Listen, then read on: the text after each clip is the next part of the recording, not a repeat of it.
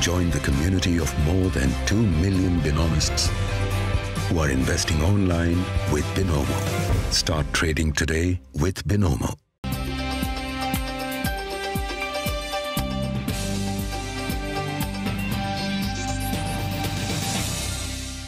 Business पर आपका स्वागत है। आप देख रहे हैं पावर ब्रेकफास्ट। आपके साथ मैं हूं Mansi Dave.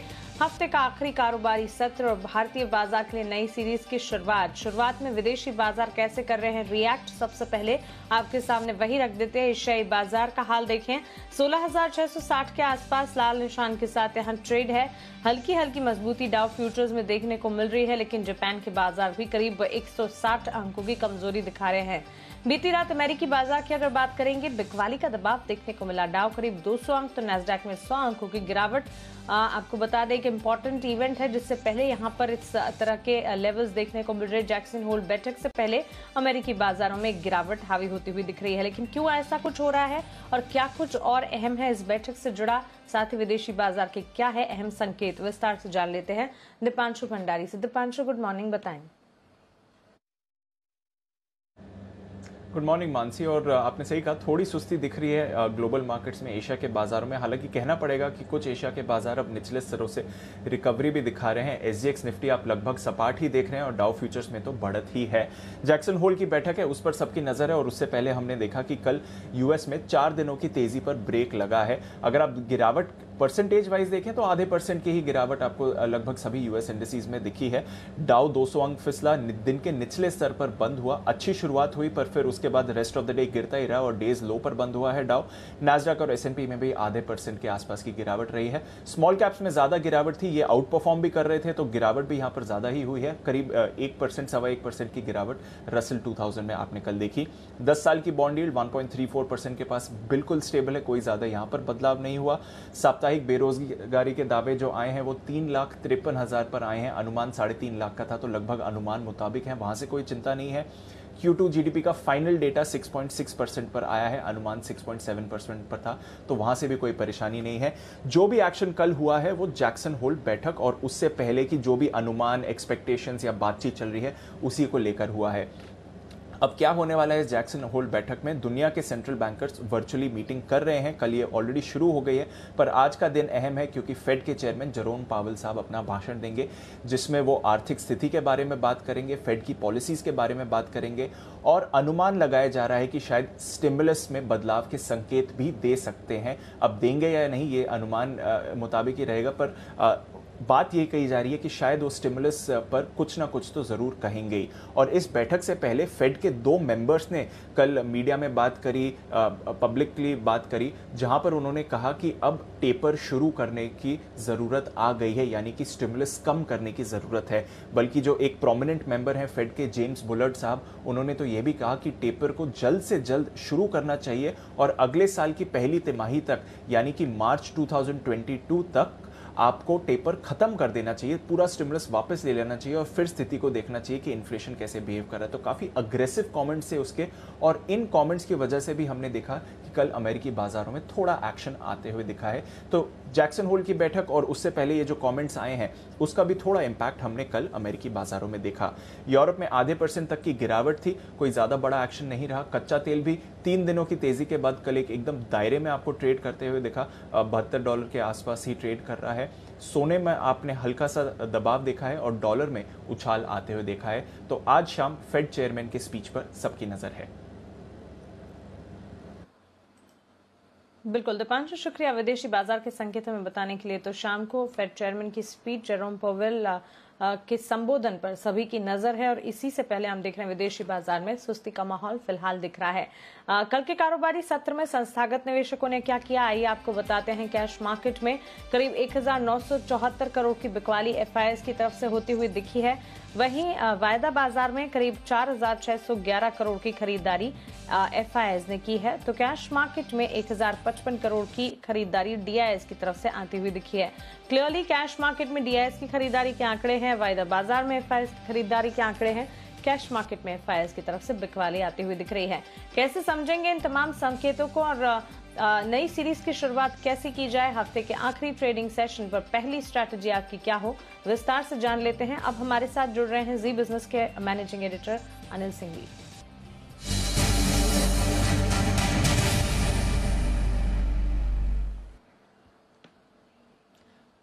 Anil sir, good morning. विदेशी बाजार में जैक्सन होल बैठक से पहले हम देख रहे हैं सुस्ती के संकेत हैं सर। एफआईएस का एक्शन और भारतीय बाजार के लिए नई सीरीज की शुरुआत, काफी सारे ट्रिगर्स हैं, कैसे रिएक्ट करेगा आज बाजार और पहली रणनीति क्या बनाई जाए? Good morning Mansi. देखिए, संकेत विदेशी बाजारों के मिले जुले हैं और हल्की फुल्की जो कमजोरी रही अमेरिकी बाजारों में एक्सपेक्टेड है कि एक बड़ी बैठक के पहले, बड़ी स्पीच के पहले थोड़े अगर सावधान होते तो गलत नहीं है, क्योंकि 3-4 दिनों से लगातार हाईज बना रहे हैं नैस्डैक, एसएनपी बड़ी मजबूती के साथ। तो एक इवेंट के पहले लाइफ टाइम हाई पर थोड़ी बहुत प्रॉफिट बुकिंग आना लाजमी है। जहाँ तक भारतीय बाजारों का सवाल है, हमारे बाजार तो पिछले 2 दिनों से लाइफ टाइम हाई पर बंद हो रहे हैं, तो क्लोजिंग बेसिस पर तो हमें हाई मिल ही रहा है। इनफैक्ट लगातार 3 दिनों तक हमने लाइफ टाइम हाई बनाया है क्लोजिंग बेसिस पे, तो मजबूती तो है। लेकिन 2 चीजें हैं, एक नई सीरीज की शुरुआत हो रही है, सीरीज की शुरुआत थोड़ी सी भारी भरकम पोजीशन के साथ होती दिख रही है, पहला। दूसरा, कल तक आपको थोड़ा शॉर्ट कवरिंग का सहारा था, आज से फ्रेश खरीदारी चाहिए। और थोड़ा सा, क्योंकि ग्लोबल मार्केट में मैं कमजोरी तो नहीं कहूंगा, सावधानी का जो माहौल है उसको देखते हुए थोड़े से बाजार नीचे आ सकते हैं, हल्के हो सकते हैं, वहां से फिर से आपको रिकवरी और तेजी दिखाएंगे। ऐसे में 16,500, 16,525 अब निफ्टी पर मजबूत सपोर्ट का काम करेगा आज दिन के लिहाज से, और ऊपर में 16,700, 16,725 के आसपास जाकर बाजार आपको रुकते हुए दिख सकते हैं, प्रॉफिट बुकिंग दिखा सकते हैं। बैंक निफ्टी का जहां तक सवाल है, 35,300, 35,425 सपोर्ट के तौर पर काम करेगा, और ऊपरी स्तरों पर 35,800, 35,900 वो रेंज है जहाँ पर हल्की फुल्की प्रॉफिट बुकिंग और बिकवाली आने की संभावना है। बिल्कुल अनिल सर, शुक्रिया ये पहली रणनीति हमें समझाने के लिए। तो क्लियरली यहाँ पर निफ्टी के लिए पहले ओपनिंग लेवल्स की अगर बात करें, यहाँ सपोर्ट जोन्स की बात करें 16,500 से 16,525, इसे मजबूत सपोर्ट के तौर पर आप मानकर चले। वहीं 16,700 से 16,725 ये हो गए निफ्टी के लिए ऊपरी रेंज। बैंक निफ्टी 35,300 से 35,425 ये मजबूत सपोर्ट जोन होंगी, और 35,800 से 35,900 इसे बैंक निफ्टी के लिए ऊपरी रेंज के तौर पर आप मानकर चल सकते हैं। चलिए, पहली रणनीति आपने जान ली, विदेशी बाजार के संकेत समझ लिया, फंड एक्शन को भी जाना, लेकिन खबरों के दम पर आज एक्शन कहां पर दिखेगा ये हमें बताएंगे वरुण दुबे। Varun, good morning. बताएं, खबरों के चलते आज कहां पर नजर रखनी है? Good morning Mansi. तो शुरुआत ट्रिगर से करते हैं, और आज 10 कंपनियां वायदा कारोबार में शामिल हो जाएगी। MCX, Can Fin Homes, Dixon Techs, HCL. तो इन कंपनीज का आपके नजरों नीचे देखना होगा किस तरह का मूव यहाँ पे देखने मिलता है। सीआई इन्फोटेक आज की क्लोजिंग से इसमें ट्रेडिंग बंद हो जाएगी, हालांकि फिर से लिस्ट होगी, कब होगी पता नहीं, लेकिन आज की क्लोजिंग से सस्पेंड हो जाएंगी इसमें ट्रेडिंग। इसके अलावा पूंजी जुटाने पर विचार करेगा फिलिप्स, कार्बन ब्लैक और रामकृष्ण फोर्जिंग, यहाँ पे नजर रखेगा। एक्स डिविडेंड है ऑरबिंदो फार्मा, कैम्स, एसोसिएट, यहाँ पे नजर होनी चाहिए। पीएनजी हेल्थ के नंबर्स आए जो कि वीक है, रेवेन्यूज 42% डाउन है, मार्जिन 27% से गिर के 17%, और कंपनी का मुनाफा 31% गिरा है, लेकिन कंपनी ने 130 प्रति शेयर का डिविडेंड दिया है। एविएशन काउंटर और खासकर स्पाइसजेट पे नजर रखिएगा, क्योंकि बोइंग 737 मैक्स को कमर्शियल ऑपरेशन से प्रतिबंध जो है वो हटा दिया गया है। डीजीसीए की तरफ से अब इसको नई उड़ान भरने के लिए मंजूरी मिल चुकी है, 2 साल के बाद ये मंजूरी मिली है, तो इसका इम्पैक्ट स्पाइसजेट पे खासकर आपको देखने मिलेगा, क्योंकि ये कंपनी, इस कंपनी की जो प्लेन्स है 737 मैक्स बोइंग, उसको यूज करती थी। गोदरेज प्रॉपर्टीज यहाँ पे वंडर प्रोजेक्ट्स के एनवायरमेंट क्लियरेंस मामले में सुप्रीम कोर्ट में याचिका इस कंपनी ने दायर की है। एनजीटी दिल्ली में फैसले के खिलाफ याचिका जो है वो इस कंपनी ने दायर की है, तो इसका इम्पैक्ट अब गोदरेज प्रॉपर्टीज पे होगा। बीएचएल पे नजर रखेगा, क्योंकि जेएससी रोसोबोरेन एक्सपोर्ट्स के साथ इस कंपनी ने करार किया है विक्रमादित्य एयरक्राफ्ट के मेंटेनेंस और स्पेयर पार्ट्स के उत्पादन के लिए करार जो है वो भेल की तरफ से किया गया है। एडीएफ फूड्स यूएस में सब्सिडरी के गठन के लिए 37 करोड़ के निवेश को बोर्ड से मंजूरी मिल चुकी है।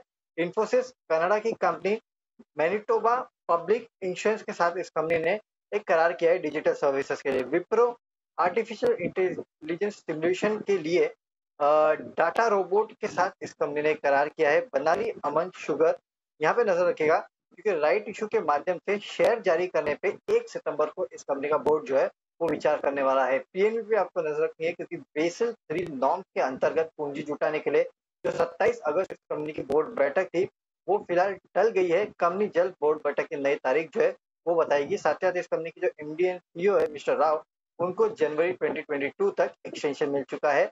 और सबसे आखिरी में हिंदुस्तान कॉपर पे नजर रखिएगा, क्योंकि 27 सितंबर को होने वाली एजीएम पे ये कंपनी क्यूआईपी पे विचार करने वाली है। क्यूआईपी के माध्यम से 9.69 करोड़ जो शेयर है वो जारी करने के ऊपर ये कंपनी जो है वो विचार करने वाली है। तो इसके चलते हिंदुस्तान कॉपर आज आपके रडार पर। बिल्कुल वरुण, शुक्रिया ये खबरों वाले शेयर्स हमें बताने के लिए। चलिए अब आज के लिए इंपॉर्टेंट ट्रेडिंग कॉल्स जान लीजिए। चॉइस ब्रोकिंग से शुरुआत करेंगे। BEL खरीदारी की राय दे रहे हैं। 187 के टारगेट्स को मानकर चले, 179 का स्टॉप लॉस लगाएं। एक्सिस सिक्योरिटीज, HDFC लाइफ और ब्रिटानिया पर खरीदारी की राय दे रहे हैं। HDFC लाइफ में 715 के लक्ष्य को मानकर चले, 690 का स्टॉप लॉस लगाइएगा। वहीं ब्रिटानिया में 3975 के लक्ष्य को मानकर चले, 3900 का एक स्टॉप लॉस लगाकर आप खरीदारी का मन बनाकर चल सकते हैं। तो 3 कॉल्स BEL, HDFC लाइफ और ब्रिटानिया ट्रेडिंग कॉल्स के लिहाज से इंट्राडे पर्सपेक्टिव पर इन तीनों में खरीदारी का मन बनाया जा सकता है। चलिए मार्केट एक्सपर्ट से जुड़ लेते हैं। कोटक सिक्योरिटीज के senior VP equity research Shrikant Chauhan हमारे साथ जुड़ गए हैं। श्रीकांत जी गुड मॉर्निंग, स्वागत है आपका जी बिजनेस पर। इंडेक्स पर आपका नजरिया और साथ ही स्टॉक स्पेसिफिक रिकमेंडेशन आपके क्या होंगे? गुड मॉर्निंग मानसी जी। देखिए वैसे मार्केट में एक रेंज बाउंड सेशन हमने देखा है और उसकी वजह यही है कि जैक्सन होल की जो मीटिंग है उसके जो आउटकम रहेंगे वो मार्केट के लिए एक अच्छा इम्पैक्ट दे सकते हैं। अगर इस पर्टिकुलर मीटिंग में जैसे अगर आउटकम अगर थोड़े से अगर लिबरल रहे तो मुझे लगता है कि मार्केट में हम एक बार 16,900 के लेवल देख सकते हैं। और अगर इसमें अगर कोई भी अगर हार्श डिसीजन अगर आता है कि जैसे टेपरिंग की अगर न्यूज है और जहाँ पे लाइक काफी वेटेज बढ़ते जा रहा है, अगर वो अगर न्यूज आती है तो एक बार मार्केट गिर भी सकते हैं। और इसी वजह से मुझे लगता है जो ट्रेडर्स है वो अपनी पोजीशन एक रेंज के अंदर बना के रखे हैं और उन्होंने काफी सारा पोजीशन हेज भी करके रखा है। हमें लगता है कि अगर आज के दिन में अगर मार्केट एक बार अगर जैसे भी सिंगापुर निफ्टी दिखा रहा है 20-25 पॉइंट अगर नीचे खुलता है तो वहां पे हमें लगता है कि 16,600 के लेवल के नीचे अगर सस्टेन अगर होता है तो एक बार 16,500 के लेवल हम देख सकते हैं ड्यूरिंग द डे। तो 16,500 के करीब अगर मार्केट आता है तो वहां पे बाय करके चले, लेकिन खुलते ही मार्केट को बाय करने की जरूरत नहीं है। 16,500 16,450 एक मार्केट के लिए काफी अच्छा बेस सपोर्ट है। वहां पे अगर मार्केट मिलता है तो बाय करें, क्योंकि हमें लगता है कि आज के दिन में भी मार्केट एक रेंज बाउंड सेशन दिखाएगा। अगर स्टॉक्स की बात करें तो हमें लगता है मानसी जी कि हमें उन स्टॉक्स के ऊपर फोकस करना है जो मार्केट से डायरेक्टली रिलेटेड नहीं है। आई मीन टू से कि जो इंडेक्स के साथ रिलेटेड नहीं है, जैसे कि OFSS है कि जो एक नया स्टॉक है जो आज FNO में ऐड हो रहा है। 4,750-730 के करीब का बंद है। हमें लगता है 4,900 के करीब ये जा सकता है। स्टॉप लॉस रखना है हमें 4,670 का। और साथ ही साथ हमें लगता है कि AU स्मॉल बैंक ये जो है स्टॉक, यहाँ पे हमें फोकस करना है। 1340-50 के करीब का बंद है। 1390 से 1400 के टारगेट हमें नजर आ रहे हैं और यहाँ पे 1320 का हम स्टॉप लॉस रख सकते हैं। तो AU bank as well as OFSS ये 2 स्टॉक्स पे हम फोकस कर सकते हैं। श्योर श्रीकांत जी, शुक्रिया आपने रिकमेंडेशन हमें बताने के लिए। ओरेकल फाइनेंशियल सर्विसेज सॉफ्टवेयर पर 4680 का स्टॉप लॉस, 4900 के टारगेट्स। वहीं AU स्मॉल बैंक पर 1320 का स्टॉप लॉस, 1390 के टारगेट्स के हिसाब से खरीदारी का मन। श्रीकांत जी की राय यहाँ पर आती हुई। चलिए कमोडिटी मार्केट्स का अपडेट अब आपको बताते हैं। SMC ग्लोबल की वंदना भारती जी से हमने बातचीत की और उनके रिकमेंडेशन अब आपके सामने रखने जा रहे हैं। एक तो एनर्जी पैक और दूसरा बुलियन मार्केट, दोनों पर उनकी तरफ से खरीदारी की राय आती हुई दिख रही है। शुरुआत में गोल्ड से करना चाहूंगी। सोने में हमने 47,200 के पास एक सपाट ट्रेंड देखा है। हालांकि चांदी में करीब 500 रुपए की गिरावट और 63,000 के नीचे के लेवल्स देखे हैं। वंदना जी की तरफ से गोल्ड में खरीदारी के मौके मिलते हुए दिख रहे हैं। 47,500 के टारगेट्स को मानकर चले, 47,150 का स्टॉप लॉस लगाइए। वहीं नेचुरल गैस यानी कि एनर्जी पैक पर खरीदारी की राय है। 312 के लक्ष्य को मानकर चले, 305 का आपको स्टॉप लॉस यहां लगाना होगा। तो क्लियरली गोल्ड में खरीदारी की राय और साथ ही एनर्जी स्पेस में नेचुरल गैस पर भी खरीदारी की राय वंदना जी की तरफ से आती हुई। चलिए जाते जाते एक बार क्विक ग्लोबल मार्केट का चेक देख लेते हैं। 16,655 के स्तरों पर SGX निफ्टी फिलहाल ट्रेड करता हुआ दिख रहा है। हांगकांग के बाजार में भी लाल निशान के साथ बिकवाली का दबाव 25,411 के लेवल्स पर ट्रेड देखने को मिल रहा है। तो डाउ फ्यूचर्स जो है 26 अंक की बढ़त दिखाते हुए 35,188 के स्तरों पर ट्रेड करते हुए आप देख पाएंगे।